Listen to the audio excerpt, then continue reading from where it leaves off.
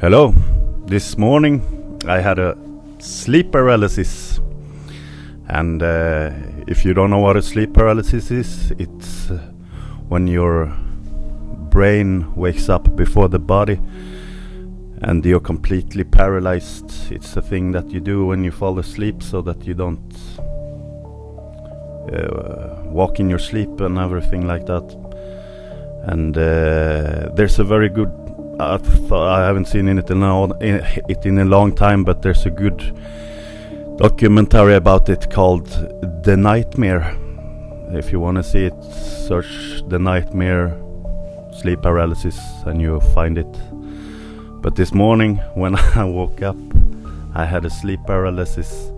I had it before, but this one was, I open up my eyes and I'm lying in bed, and there's this man standing next to the bed, right next to me, and his face is non-existent. He doesn't have a face. It's just like skin instead of a face, and he had a doctor outfit on, like a white robe, and he's kinda looking at me. I don't know if he was looking at me, but and he takes out this it's a bag or like a suitcase, and he puts it on my chest, and it's very heavy, and he's opening it and he starts to go through it, and I'm just thinking, well, this is interesting. And there's this creepy fear to it in the back of my mind, but mostly I'm just interested. And I think about, well, when I was living in Tenerife, I had this thing I used to do just because to train my mind. I used to go down to the waves on the beach, and I went up and I draw a line in the sand where the waves have gone when it goes back, and I draw a line in the sand, and I stand and I do prepare myself, and then a wave comes and I go down on all fours and I look at the wave, and I don't allow it to get past that line that I drawn in the sand, and I put everything inside of me into stopping the wave from going where I don't want it to go. And it was so exhausting because I was putting everything into it, and every time I did it, I only managed to do it 4 times or something, and then I was completely tired in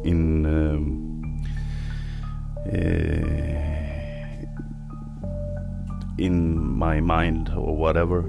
And exactly when I stopped, the wave went over the line, and never when I had the focus it went. Maybe it's just coincidence or whatever, but it fueled my focus on believing that it was me who did it, and it's just a game that I'm playing. But I thought I'll use that shit, and I put some force through the mentality of pushing at the man while he was doing things inside of the bag, and as soon as I pushed, he just disappeared. And when he disappeared, I got very disappointed, because I was thinking that maybe I would be able to push him back a little bit, but not make him disappear. So I was thinking, I hope that something really horrible is gonna happen now. And then my mind split into 2 parts. There was like this part of me that was scared, like feared something happening that was scary, and there was this one part of me that was so excited for something scary to happen, and this part was trying to be as quiet as possible and be like, no, I don't exist, I'm not here, I'm not here, because this part knew that if the scary thing knew that this part was here, it wouldn't dare to come, because the scared part of me would create something more scary than the one that wasn't scared of it would. So it was trying to push forward the scared part and saying, yeah, come on, this scary, I'm super scared, just come here, I'm super scared. And there was whispers starting from the bag was still on my chest, and there was whispers, and they sounded like they came from everywhere, but they came from the box, not the box, suitcase, so whatever you call it. It's like brown, leathery, dark brown purse, maybe you call it, like a olden doctory thingy thing. And I was trying to make the scared part of me more scared, because the more scared the scared part of me is, the more scary the thing that's gonna happen is gonna be. And I mean, I felt like it's always these two parts of me is just something that is playing inside of my mind, and I'm always not identifying with my mind. I'm identifying as the observer, so I'm outside of everything in reality. So anything that happens has nothing to do with who I am, but it has to do with the game I play in life. And these whispers, there was like lots of people whispering inside of the suitcase, purse, and whispering all around the room. And then I started feeling like my body started being able to move again, and everything disappeared, and I got disappointed. I wanted to see something crawling on the wall or something like that. It would be interesting, but I was pretty happy about seeing this guy. It was like completely real, like this guy was standing there, and the purse was on my chest, and it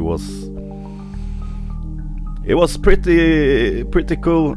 You know, when you're in a sleep paralysis, this part of your brain that activates, this is what I've heard, that this part of your brain that activates when you're in danger, it makes you feel fear. It's activated to an unnatural degree. That's why when you dream a nightmare, you get more scared than in reality. If something would happen in reality that happens in your nightmare, you're completely more scared. And that's a fun thing to play with, because yeah, it's a fun thing to be scared sometimes. But that's the story of my sleep paralysis. Hopefully it was something. Hopefully I have another one. Let's see.